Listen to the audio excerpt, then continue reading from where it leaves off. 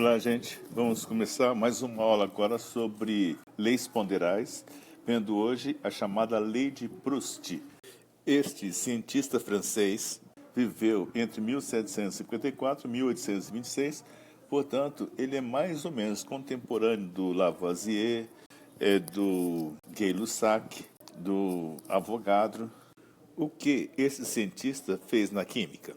Bem, o que ele fez foi o seguinte: ele percebeu que os elementos químicos se combinavam para formar as diversas substâncias. Por exemplo, hidrogênio se combinava com oxigênio para formar água. Então, o elemento hidrogênio ia se combinar com o elemento oxigênio para formar um composto chamado água. O que o Proust percebeu foi que, quando os elementos vão reagir, eles reagem obedecendo uma certa proporção em massa. Então é chamada lei das proporções constantes, ou lei das proporções fixas, ou lei das proporções definidas em massa, que diz assim: os elementos se combinam numa proporção exata em massa para formar um determinado composto. Então, vamos examinar agora a primeira experiência. Vamos pegar hidrogênio com oxigênio e formar água. Qual é a combinação que eu devo fazer? Eu devo pegar 1 grama de hidrogênio e combinar com 8 gramas de oxigênio. Logicamente, eu vou obter 9 gramas de água. Tudo bem? Agora vamos fazer uma segunda experiência. Nessa segunda experiência, todo mundo tem uma noção intuitiva. Se eu pegar o dobro de uma quantidade, por exemplo, se eu peguei 1 grama de hidrogênio, agora eu vou pegar 2 gramas, o dobro. Se eu dobrei a quantidade de hidrogênio, então agora eu vou ter que dobrar também a quantidade de oxigênio, que vai ser então 16 gramas, para obter a água. Só que ele foi um mais inteligente, ele falou assim: vou colocar 20 gramas para ver se eu engano as moléculas. Então, o que aconteceu? 1 grama reage com 8, então 2 reage com 16. Se reage com 16, deve sobrar, porque eu coloquei 20. Então, o que ele observou foi que ficaram 4 gramas de oxigênio sem reagir. Aí ele comprovou. Então, quer dizer que não é qualquer quantidade que você coloca que vai se transformar num determinado composto. Existe uma proporção exata. No caso da água, a proporção é 1 para 8. 1 para 8 é a mesma coisa que 2 para 16. E assim sucessivamente. Se você colocar fora da proporção, vai sobrar. Tudo bem? Agora, para a gente ir aperfeiçoando a nossa maneira de examinar esses números, imagine o seguinte: quanto que dá a relação entre a massa do oxigênio e a massa do hidrogênio? Na primeira experiência, a proporção é 8 dividido por 1. 8 por 1 vai dar 8. Bom, e agora se eu pegasse 16 gramas? 16 gramas de oxigênio e 2 gramas de hidrogênio. A relação 16 sobre 2 também vai ser igual a 8. Dá a mesma proporção. 1 para 8, 2 para 16. No final, quando você divide um pelo outro, dá sempre o mesmo número. Mas na experiência dele, ele pegou a primeira experiência, é a massa de oxigênio em relação à massa de hidrogênio, era assim, 8 para 1, que dava 8. Na segunda experiência, ele pegou 20 gramas. 20 gramas dividido por 2 vai dar 10, então não deu 8. Quer dizer que não deu aquela proporção. Se não deu aquela proporção, quer dizer que alguém está sobrando. Quer dizer, nesse caso aí, o que está sobrando é oxigênio, porque deveria ser 16. Entretanto, foi utilizado 20 gramas. Tudo bem, sempre que você fizer essa proporção e ela não se repetir, isto é, a divisão entre as massas, e não der o mesmo resultado, quer dizer que aquelas massas estão fora da proporção exata. É interessante saber agora que na época que o Proust viveu, ele não conhecia as fórmulas. Ele não sabia, por exemplo, que a fórmula da água era H2O, como nós sabemos hoje. Então, os exercícios devem ser resolvidos sem o conhecimento das fórmulas. Então, você também não deve usar a fórmula para você ter ideia da dificuldade que havia naquela época. Vamos agora fazer o primeiro exemplo.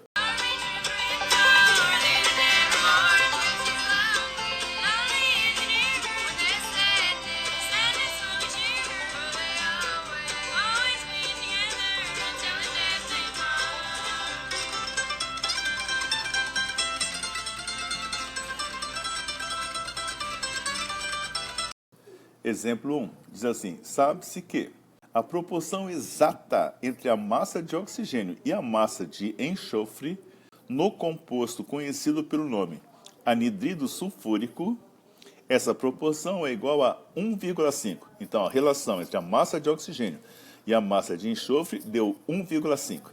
Isso é conhecido, tudo bem? Então, agora vamos continuar a leitura. Realizam-se várias experiências, variando a massa de oxigênio e a massa de enxofre.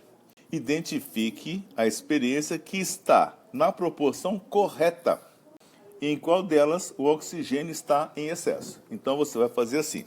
Você vai dividir a massa de oxigênio pela massa de enxofre. Tem que dar 1,5 para subter esse composto. Então, na primeira experiência, você tem os seguintes dados. 3 gramas de oxigênio, 2 gramas de enxofre. Quanto é que dá a divisão? 3 gramas de oxigênio por 2 gramas de enxofre vai dar 1,5. Então, deu exatamente a combinação como a gente estava esperando. Dava 1,5. Portanto, essas quantidades, 2 gramas de enxofre e 3 gramas de oxigênio, estão na proporção exata. Essas substâncias vão reagir completamente. No experimento 2, a gente vai ter o seguinte, 2 gramas de enxofre e 8 gramas de oxigênio. Quanto é que dá a divisão? 8 por 2, deu 4? Deu muito maior do que 1,5. Conclusão, se deu muito maior, quer dizer que então tem muito oxigênio e pouco enxofre. Conclusão, as massas de oxigênio e de enxofre não estão nas proporções definidas, nas proporções exatas. Existe um excesso de oxigênio nesse experimento. Vamos partir para o próximo. Na experiência 3, você vai ter assim 10 gramas de enxofre e 15 gramas de oxigênio. Quanto é que dá essa divisão? 15 dividido por 10 vai dar 1,5. Então, de novo, se encontra na proporção exata. Então, vai haver a reação completa e vão ser consumidos, vão ser gastos toda a massa de oxigênio, toda a massa de enxofre. Na quarta experiência, você vai ter 5 gramas de oxigênio e 10 gramas de enxofre. Então, quanto é que vai dar 5 sobre 10? 5 sobre 10 vai dar 0,5. E deu um valor menor. Isso significa que vai ter pouco oxigênio. Ou seja, tem enxofre demais, vai sobrar enxofre. Então, quais são as quantidades que se encontram na proporção exata? É a experiência 1, que deu 1,5, e na experiência 3, que também deu 1,5. Todas aquelas que não derem 1,5 vai estar fora da proporção e, portanto, algum elemento vai estar sobrando. Vamos agora fazer um novo exemplo, um novo tipo de exercício, que é assim. Exemplo 2.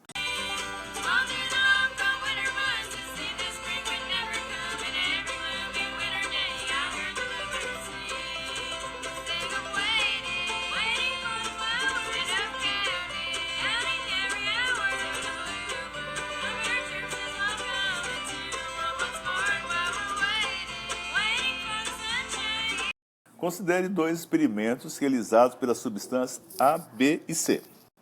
Examinando as massas usadas, determine X, Y e Z. Você vai juntar A mais B e vai dar C. Pode ocorrer que haja excesso. Se houver excesso de uma das substâncias que estão reagindo, vai aparecer no final aquela quantidade que não reagiu, que não foi utilizada na reação, como sendo a parte que não fez parte da reação, quer dizer, que não reagiu. Então, por exemplo, na primeira experiência você colocou assim, 20 gramas de A e 10 gramas de B. Aí vai dar X gramas de C. Tudo bem. Mas tem uma informação aí, deu 2 gramas de excesso de B. Ah, então B tinha demais, porque no final apareceu o B. Então, se você tinha 10 gramas e sobraram 2 gramas, então, efetivamente, quantos gramas reagiram? Bom, se tinha 10, sobrou 2, quer dizer que reagiram apenas 8. Então, você subtrai para saber quanto reagiu. Então, a reação é 20 gramas com 8 gramas. Aí eu pergunto, e quanto é que vai dar de C, então? De C vai dar 20 com mais 8, vai dar 28, de acordo com a lei da conservação da massa. A soma das massas dos reagentes é igual à soma das massas dos produtos. Então, X, que é a quantidade de C obtida, é igual a 28 gramas. Agora, na segunda experiência, agora eu vou usar 60 gramas da substância A e vou reagir com Y gramas da substância B e eu quero saber quanto de C eu vou obter. Se 20 reage com 8, então 60 vai reagir com Y. Sendo a primeira proporção de 20 gramas de A para 8 gramas de B, então 60 gramas de A, eu já percebo que é o triplo de 20. Logicamente, eu devo usar o triplo de B também. Ou seja, se era 8 gramas, agora vai ser 24. Bem, mas você não precisa fazer de cabeça, você pode fazer por uma regra de 3 normal. Então, vai ficar Y vai ser igual a 60 vezes 8 sobre 20, que vai ser igual a 24 gramas. Pronto, essa vai ser a massa de B que reage. Agora, o que é que eu já sei? 20 gramas de A reagiram com 8 gramas de B e se formaram 28 gramas da substância C. Na segunda experiência, tem que obedecer à proporção, de acordo com a lei de Proust. 60 gramas de A vão reagir com 24 gramas de B. Agora pergunto, e quanto de C você vai obter? Bem, você pode usar a lei de Proust para achar o valor de Z, ou pode usar a lei da conservação da massa, a lei de Lavoisier.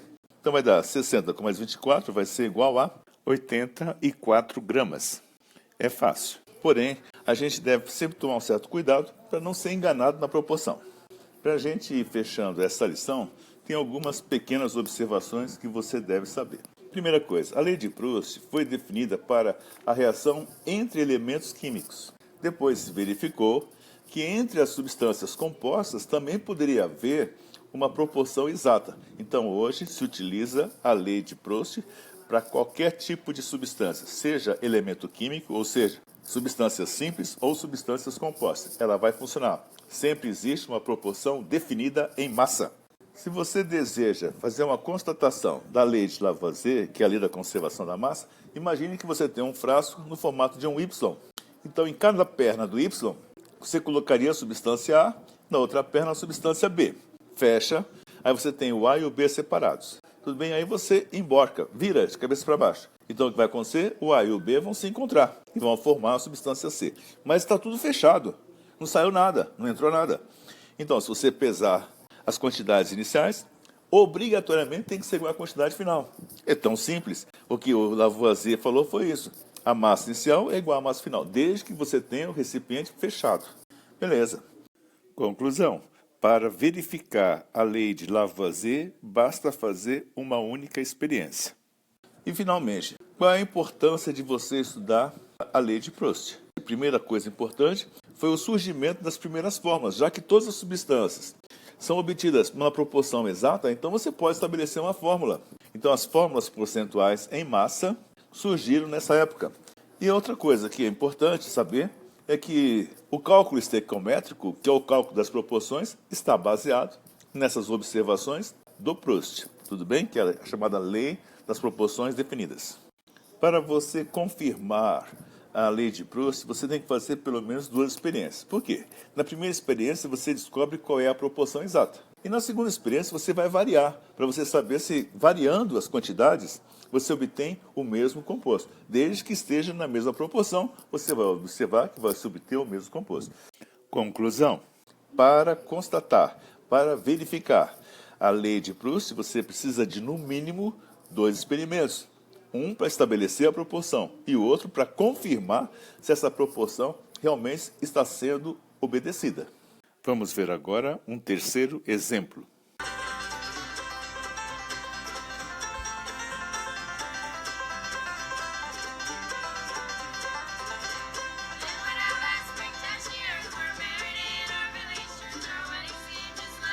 A pergunta é, qual a fórmula percentual em massa da água, sabendo que 2 gramas de hidrogênio reagem completamente com 16 gramas de oxigênio, dando origem a 18 gramas de água. Então, eu sei, 2 gramas de hidrogênio se combinam com 16 de oxigênio e vão produzir 18 gramas de água. Será que você é capaz de determinar a porcentagem em massa?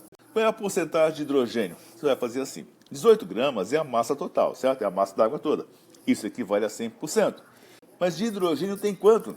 Em 18 gramas existem 2 gramas de hidrogênio. Isso vai corresponder a X%. Faz a regrinha de 3. 2 vezes 100 sobre 18 vai ser igual a 11%. 11% da massa é de hidrogênio. E qual é a porcentagem em massa de oxigênio?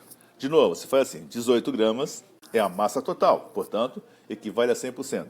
16 gramas, que é a massa apenas do oxigênio, vai corresponder a X%. Faz a regrinha de 3, 16 vezes 100 sobre 18, vai ser igual a 89%. Então, a primeira fórmula percentual que você deve saber fazer é determinar a forma da água através das massas. Então, vai dar H 11%, oxigênio 89% em massa.